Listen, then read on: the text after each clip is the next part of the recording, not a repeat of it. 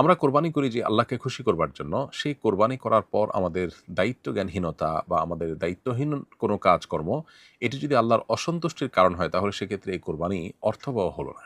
আজকাল দেখা যায় অনেকেই যেখানে সেখানে পশু জবাই করার পর পশুর যে রক্ত সেটা ভালো করে ধুয়ে পরিষ্কার করেন না। বরং রাস্তাঘাটে পশুর রক্ত পরবর্তীতে পড়ে থেকে শুকিয়ে সেখানে প্রচণ্ড দুর্গন্ধের সৃষ্টি হয়।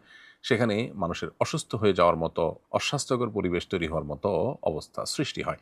তো এটা অবশ্যই গুনাহের কাজ। কোনো ঈমানদারের জন্য এটা জায়েজ নয়।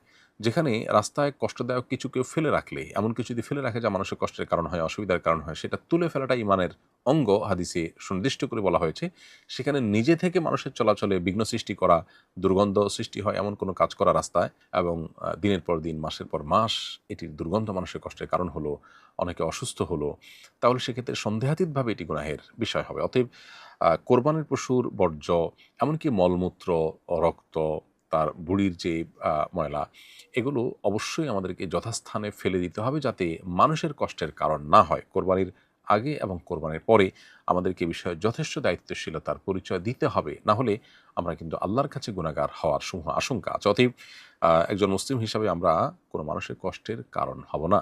নবী করিম সাল্লাল্লাহু আলাইহি ওয়াসাল্লাম বলেছেন, আল মুসলিম মান সালিম আল মুসলিমুনা মিন লিসানিহি ওয়া ইয়াদিহি।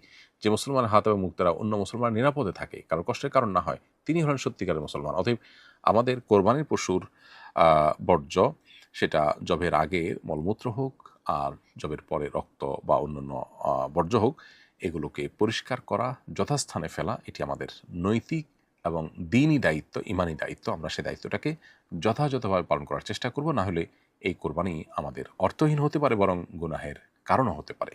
আল্লাহ আমাদেরকে বোঝার তৌফিক দান করুন।